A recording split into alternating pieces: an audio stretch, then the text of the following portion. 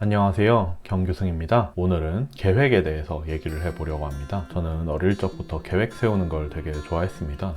MBTI를 검사하면 뭐 이것저것 바뀌는 편이긴 하지만 항상 마지막은 J 성향이 나오기도 했었고요. 계획을 세우는 순간만큼은 무언가 내가 진짜로 할 수 있을 것 같다는 생각이 들어서 뭔가 되게 감정적인 위안을 많이 받는 편인 것 같아요. 하지만 뭐 누구에게 그럴싸한 계획은 있죠. 이제 현실에 맞닥뜨리기 전까지는요. 계획을 실제로 세우고 그 계획 그대로 이제 온전히 살아가려고 시도한 날은 실제로 성인이 되고 나서 한 10%도 안 되는 것 같기는 해요. 계획은 열심히 세우는데 그걸 또 실천을 하는 거는 다른 문제 같더라고요. 예전에 데일리 리포트를 작성을 한다고 200일 정도를 이제 계획을 매일매일 세우고 그리고 매일매일을 평가를 하면서 삶을 살았던 적이 있습니다. 그리고 이제 매주 반성을 하기도 하고 이제 매월 그리고 매분기 회고를 하면서 어떤 식으로 살아야겠다, 뭐 어떤 식으로 내 삶을 경영을 해야 되겠다 라고 하는 형태의 삶을 산 적이 있습니다. 이제 이 데일리 리포트를 통해서 이제 삶을 정량화하고 싶었죠. 측정을 하다 보면은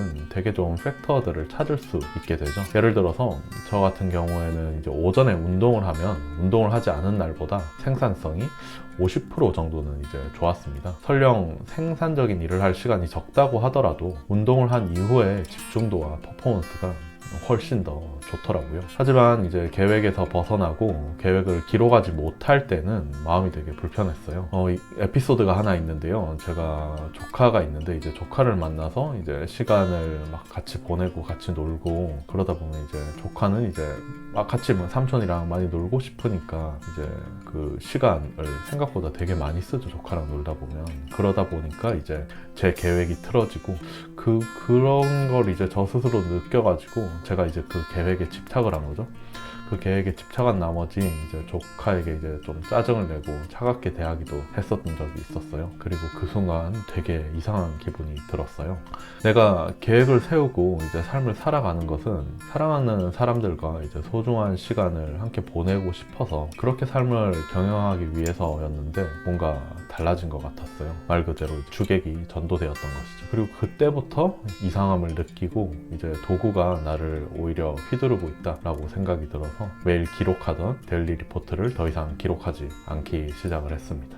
뭐 이렇게 이제 계획대로 살아가는 삶을 살다가 뭐 안 살다가 뭐 이랬긴 했었지만 여전히 저 자체는 계획에 대해서 되게 집착하는 편이었어요. 시간이 일정하게 이제 짜여져 있는 그런 세세한 계획은 아니더라고 하더라도 최소한 해야 될 일, 이제 투두 리스트에 집착을 하였어요. 투두 리스트가 이제 그 안에서 뭐 해야 될 일들이 있는데 그게 이제 체크가 되지 않는다면 지금 현재 집중을 하지 못하고 그 일에 정신이 많이 팔려 있더라고요. 그러다 보니까 마음과 몸이 따로 노는 것 같았어요. 현재를 살아가지 못했다고 느꼈어요. 그러다 보면 이제 해야 될 일들, 무언가를 하면서도 해야 될 일들에 대해서 생각을 하다 보니까 이제 할 일도 쌓이게 되고 퍼포먼스가 처음엔 떨어지게 되고 그러면서 이제 할 일도 조금씩 쌓여져 갔죠. 그렇게 하다 보면 해야 될 일들이 투두리스트에 많이 쌓이다 보니까 이제 이걸 하나하나 처리를 해 나간다라고 하더라도 성취감이 크게 막 생기거나 그러지는 않더라고요. 왜냐하면 여전히 해야 될 것들이 아직 산더미처럼 많았기 때문이었어요. 그러다 보니까 이제 많이 쌓여 있다 보니까 그 투두리스트를 좀 빨리 쳐내고 싶어 하더라고요. 특히 그런 게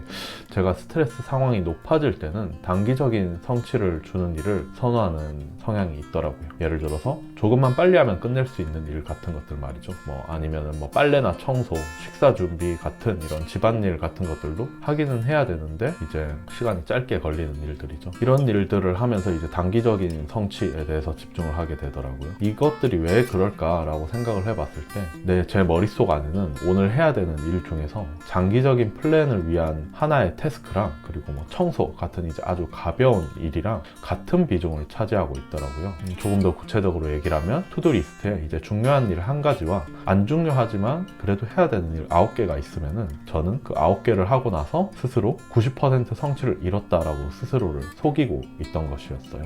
계획을 세우고 할 일을 정리를 하는 것은 상당히 중요하죠. 하지만 그것들은 기본적으로 미래를 위한 것이고 살아가는 순간은 결국 현재 뿐이니까 현실에 집중을 할 수 있는 방향이 스스로에게 필요했던 것 같아요. 따지고 보면 저 자신도 현실을 온전히 느낄 수 있을 때가 가장 행복하다고 느끼는 편이라고 생각을 해요. 예를 들어서 이제 혼자 여행을 갔을 때를 생각을 해보면 뭐 이동해야 되는 이동 수단이나 잘 곳 정도만 정해지고 나면 나머지는 그때그때 상황에 맞춰서 했던 것 같아요. 가다가 뭐 맛있는 곳이 있으면 그냥 들어가서 먹어보고, 그리고 이거 재밌겠다 싶으면은 그냥 그 순간에 이제 재밌는 거를 했던 것 같아요. 그렇게 해도 이제 뭐 남들이 뭐 무조건 이런 거 꼭 해봐야 돼 라고 하는 걸 하지 않다고 하더라도 저에게는 저 자신만의 추억이 쌓이고, 그리고 그 순간을 이제 온전히 즐길 수 있어서 저는 그렇게 혼자서 여행을 할 때 특히 그냥 크게 계획을 짜지 않고 여행을 하는 게 되게 제 성향에 맞더라고요. 결국